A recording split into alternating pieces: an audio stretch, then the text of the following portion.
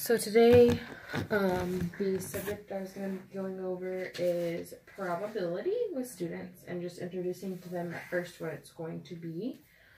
So I'd give every student a dice, and then we'd look at that dice, and I would go over the definition of probability, which is the chances of something happening or the outcome of something happening.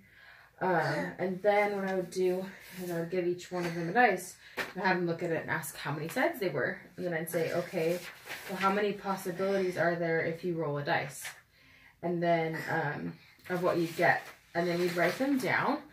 So we'd write that there's, no, not right now. That there's the possibility of getting a 1, a 2, a 3, a 4, a 5, or a 6. Oh, thank you for helping. So, and then, oh, okay, well, we're going to go to the last resort here. Color me pictures. So the outcomes are 1, 2, 3, 4, 5, or 6. So the outcome of rolling a 1 would be 1/6. The possibility of rolling a 2 would be 1/6. 3 would be 1 out of 6. 4 would be 1 out of 6. 5 would be 1 out of 6. So, but before that, I kind of ask them their opinion and just see what their minds think about it before explaining it completely to them and then going over it with them. I think it'd be interesting to see what they have to say about it. No, I'm drawing that. And then I go into a little bit more complicated with the 1 dice and go, okay, what are the what is the probability of you rolling an even number? Well, there's 3 even numbers, which are 2, 4, and 6. So there's 3 chances of getting it over 6 of the total outcome, which would be 3/6. But that can be reduced to 1/2. You're always going to want to simplify your answer. And then what's the possibility of you rolling a 2 or a 5? So then that would be 2 over 6, which you can also simplify or reduce to 1/3. So then I would give them all a second dice, and I would say, then I'd have them create a tree diagram, actually, just to kind of get them into creating a sample space. So then it's 1 dice. I have to, no. So then I'd have them write the tree diagram of the 1 dice and then 1 through 6. Okay, you can draw on it now. And then I would give them another dice and say, okay, now how many outcomes are there going to be? And then I'd say, let's create a tree diagram, and then we'll go into that, how many outcomes. So the outcomes for this would be sums, or how much the dice would equal. So then I'd have them go, okay, so for this tree diagram, we're going to start off just writing what we did at first, for the first dice. And then we have to look at what the second dice would be rolled with the 1.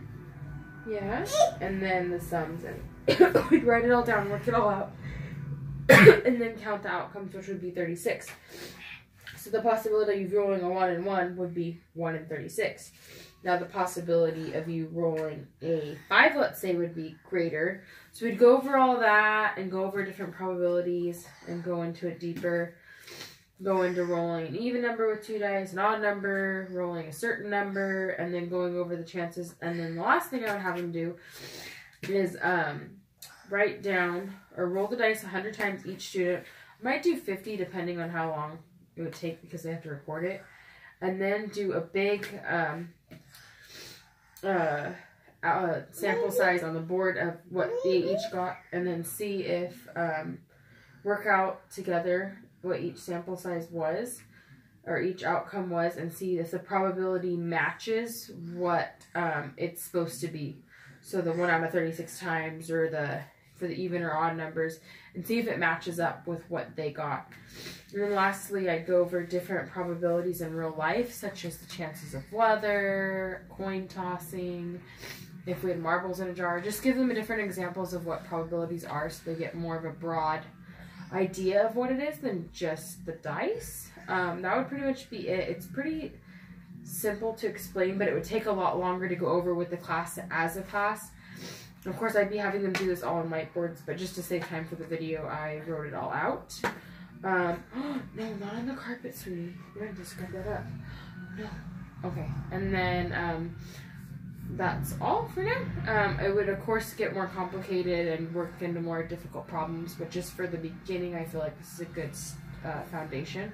I'd really want them to explain no more. I'd really want them to be able to understand. I feel like if you give them a step-by-step of this and kind of explain it slowly, they'll be able to understand it a little bit better.